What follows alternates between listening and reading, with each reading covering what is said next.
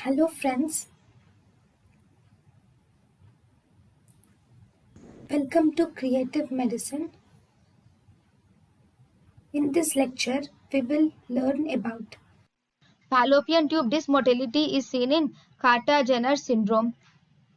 Best investigation to assess tubal patency is laparoscopic chromotubation.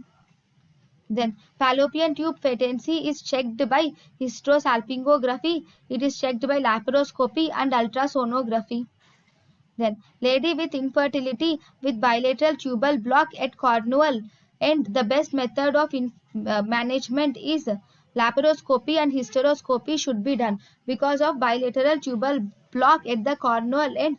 First you will do hysteroscopy, and then first you can do laparoscopy and hysteroscopy in any order.